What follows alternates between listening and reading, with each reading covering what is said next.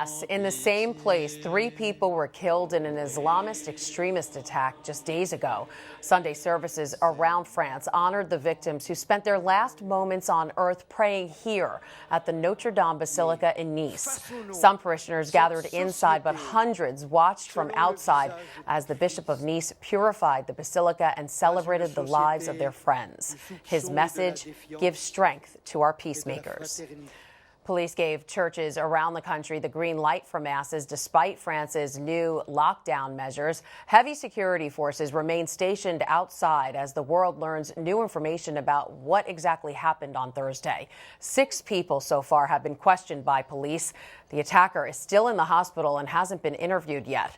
French investigators are working with their counterparts in Italy and Tunisia to figure out how the young man got into Europe and how he disappeared after being refused asylum in Italy.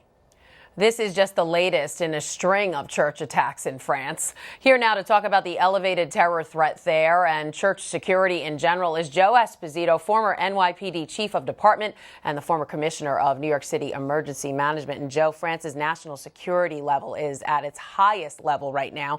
What exactly does that mean in terms of policing? What is their force doing right now?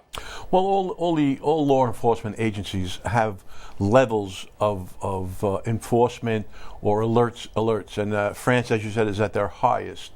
In New York, we were at our highest after 9/11. Right. We redid our alert status after that, but depending on the situation, departments will bring up their level of concern and coverage, and that's what's happening around the world right now. Yes, so right now in France, they have soldiers protecting the churches, but what happens when the soldiers leave?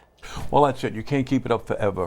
But what you have to do is create an atmosphere where the terrorists are unsure of what they can accomplish. And that's what they do here in New York. We move the assets around day to day. We'll visit synagogues, mosques, churches, and not just houses of worship. We go to all the high-profile locations and then move them around. And it's an attempt to keep the terrorists off guard, to make them unsure of where the coverage is. You know, it's funny because it always seems to people that it's a reactive thing, that it's not happening preventatively, but it is. Maybe just we don't know about it. Well, I'm sure you've seen them. The NYPD will go out with teams of highway bomb-sniffing dogs, emergency service people, and they'll make stops at all different locations, random stops, to throw the terrorist off guard so that the terrorist is unsure about what we're actually doing. But in New York, the NYPD is on this 24 hours a day, 7 days a week. They have a whole bureau that deals with counterterrorism. So we're still learning more about this suspect in France and if he worked with anyone else. There were some arrests, but, they're still investigating that.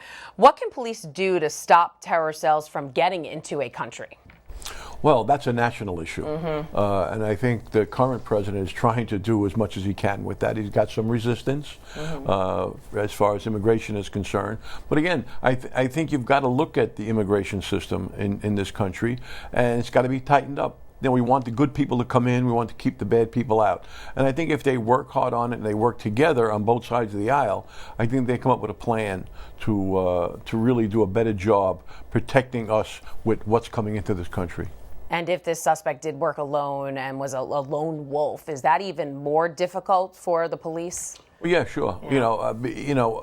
A lot of the arrests that the NYPD has made has been infiltrating cells and infiltrating people that are going to plan to do things. But if it's a lone wolf, and that lone wolf doesn't talk to anyone, does it himself, does it herself, all the preparation, all the building of whatever device they're going to use, they do it alone. It's a very difficult scenario to prevent. And that's been the events that have happened in New York. Right. A lot of these folks are loners, and those are the most difficult ones to overcome. That's scary. So after what happened in France, should New York City be putting extra protection at our churches? Do we need extra security measures?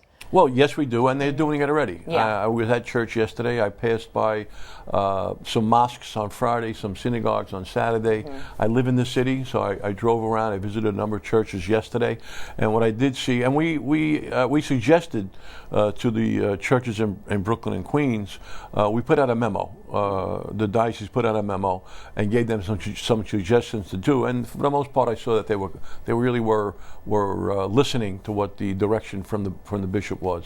All right, Joe Esposito, former NYPD Chief of Department and former Commissioner of New York City Emergency Management. Thanks for being with us. My pleasure. Thank you. Stay safe.